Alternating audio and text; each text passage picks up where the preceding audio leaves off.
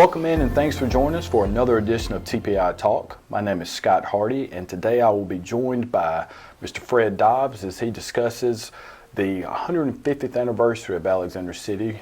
We're proud to partner with Tallapoosa Publishers and the Alex City Outlook as we look back on the history of Alex City and all the people who helped shape it. And you can't talk about Alexander City without talking about Mr. Dobbs. So Mr. Dobbs, thanks for joining us today. Well, thank you for having me, Scott. Yes, sir. And as I was saying, you've played a significant role in the history of Alexander City. What are some of your fondest memories growing up and just as you've gotten older in the community? Alex City was just a wonderful place to grow up. I was born in 1940. I'm the old guard now. I didn't know I'd make it this long, but I sure am happy to be here, and I hope I'm here a lot longer. But it was just a great place to grow up. Number one, we had Lake Martin. It was nowhere near as popular now as it was. Nowhere near as popular then as it is now. Yes, sir. But my dad actually built the first summer home on Lake Martin that was not just a two-room fishing shack. Yes, sir. And he was told by some of the establishment he was crazy to build on that muddy old backwater, come down to Destin and build your house with the rest of us.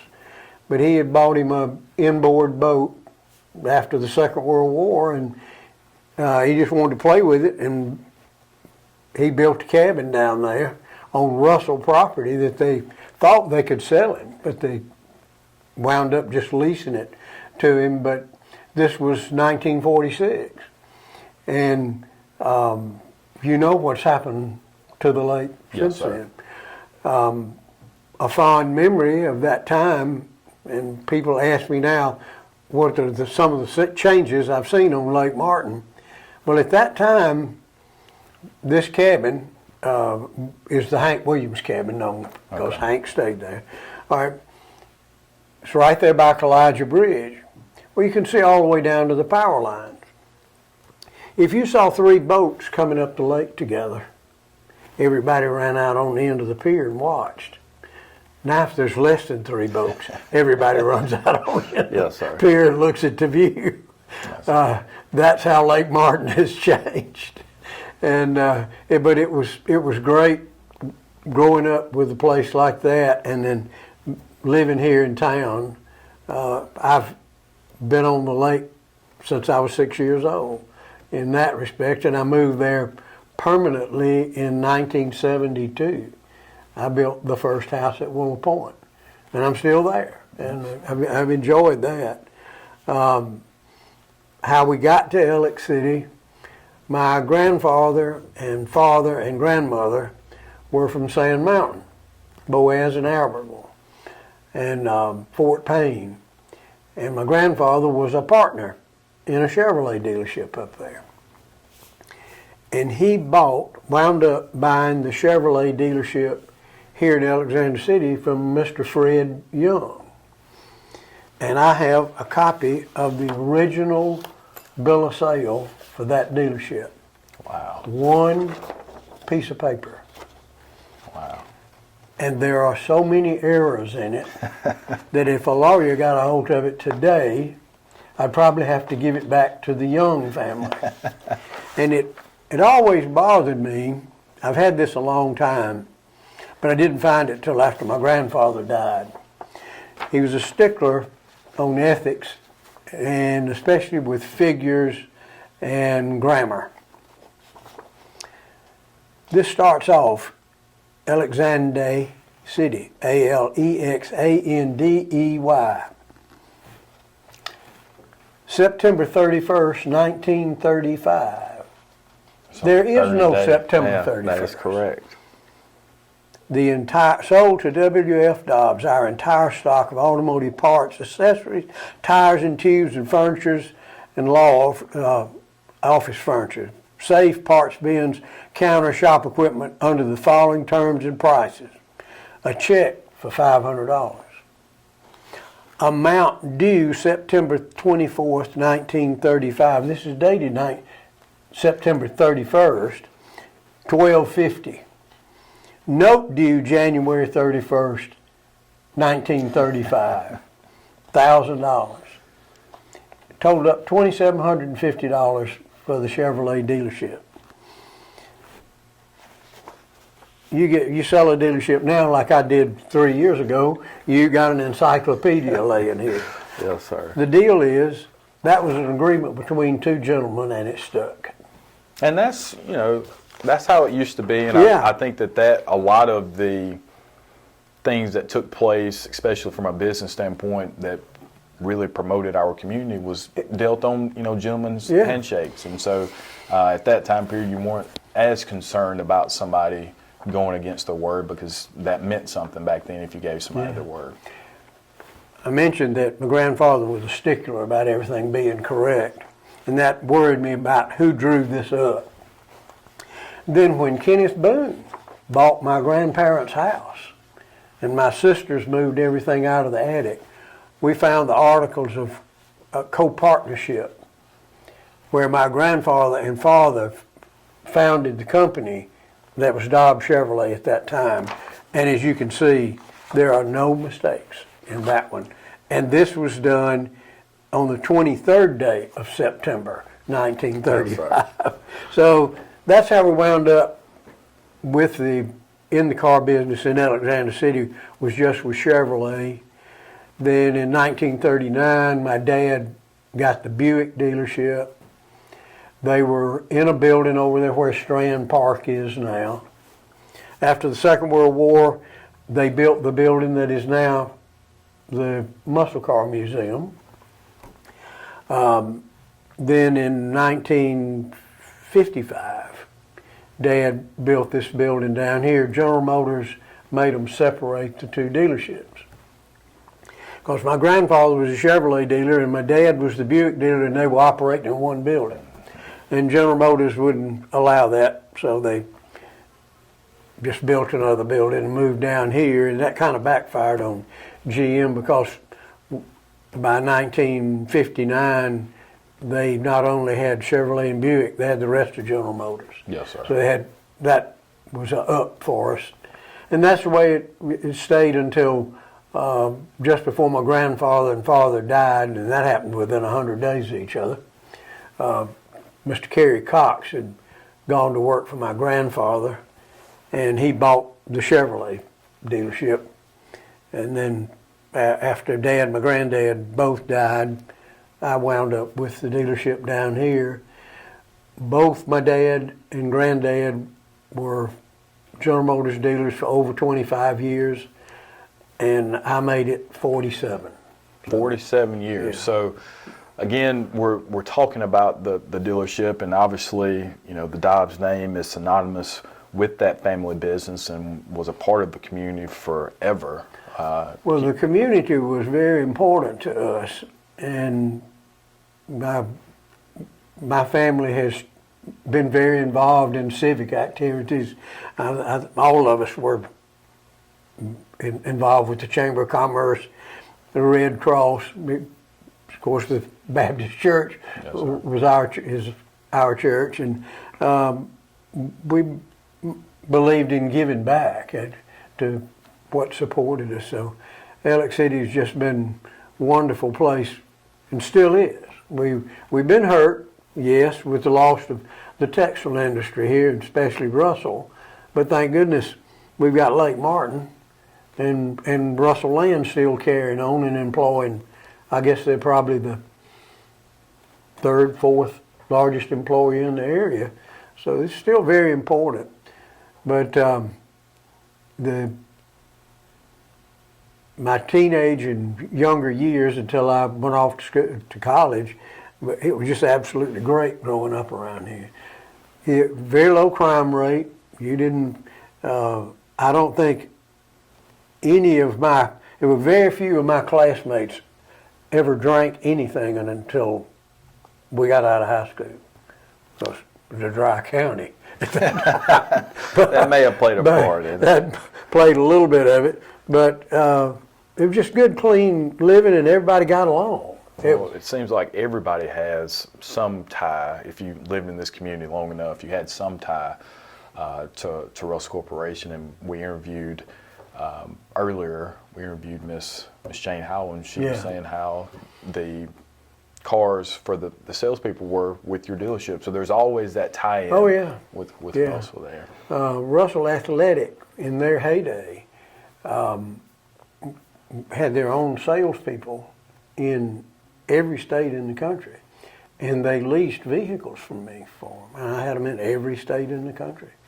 At one time, they had over 120 vehicles leased from me. That was a big part of your business. Yes, sir. Especially in the size dealership that I had. I have every day miss Russell Corporation. That we had it good for 100 years with them. Yes. Everything changes except It does. change. It It does. keeps changing. Well, sounds like a old country song lyric, so that's a good way to transition into my next question. One of Alexander City's claim to fame was a frequent visitor by the name of Mr. Hank Williams. Can you tell us a little bit about what brought him here and ultimately what kept him coming back? Well, as far as I know, he was only here once. That's the first correction to rumors that go around. Dad was a pilot. That's been my passion forever. But Dad was a pilot, and the people that owned the radio station here had a disc jockey working for him by the name of Bob McKinnon. He's a distant cousin of my Chapel side, mother side of the family. And he and Hank were really good friends. And they were having some kind of radio station owner or disc jockey convention or something in Nashville. And Dad flew the owners of the radio station here, the Watleys at that time, and Bob McKinnon up there, and he met Hank. Well, Dad never met a stranger. And he just mentioned to him that he had a place on Lake Martin. If he ever needed to get away, he could use it. And his dad told the story 1,000 times. It took him about 2 weeks to get here and about 2 months to get rid of him. He cut a wide path while he was here. I'm sure there's a lot of embellishment about what he did and how he carried on here, but not a lot. He did a lot of what they said he did, but that's how he got here, and he actually stayed at the cabin and wrote a bunch of songs there. Now, he was here in like September of 1952. And he died, I think, on New Year's Eve that same year. Yes, sir. But he wrote a lot of songs while he was here. And Jet's mother, his daughter, was with him part of the time that he was here. And she was pregnant with Jet. Huh. And you know the story about Jet. She didn't know who she was till she was a grown person. Yes, sir. So that's how Hank wound up here, and I've got a lot of stuff that's on Hank that, and Russell Lands restored the cabin and put it back where it was. They had moved it. And this picture that is... We've got to talk about the picture, yeah. All right. That's a picture of Hank at the Ellick City Jail. And my dad and Bob McKinnon were getting him out of jail. And he got in there more than once. I don't know how many times they got him, but they took him back to the cabin and left him and took his car away from him. And Dad said he almost beat him back to town. So that's the story there. Russell Lands has put the cabin back and restored it from these pictures to the condition it was in, and believe it or not, some of the original furniture is still in there. Really? Yeah. Lou Ann Russell did an exceptional job of of redoing the thing from the few photographs that we had of the inside of the place. Yes, sir. And that's still a pretty big attraction. It is. You know. It is. But that's how Hank wound up here, and there's some articles that I've got that Bob McKinnon wrote before he died explaining all of that. But Hank, as far as I know, was only here for that one trip. But he did write a whole lot of songs while he was here. Kowaliga and Your Cheating Heart were the two main ones, Yes, most sir. popular ones. But he was, I guess, in his prolific writing stage while he was here, because he left in his will these other songs and left Jet as the heir to them. And they were never published until a few years ago. From what I understand, the Nashville hierarchy had it tied up. Yes, sir. My brother-in-law, Chester Parks, and his brother, Benny, and his sister lived in a little house just as you got off the old Kowaliga Bridge.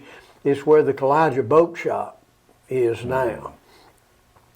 And they took, Chester and Benny took Hank to ride in a boat. Now, all you had for boats back then was just a homemade flat-bottom wooden boat with an outboard motor on it that you pulled a crank cord to crank it.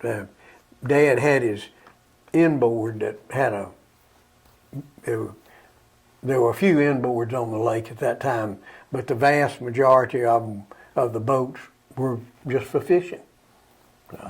But anyhow, Chester and Benny spent more time with Hank by a long shot than I did. I remember going down there to let him in the cabin and met him at this little store and house that Chester's parents had there.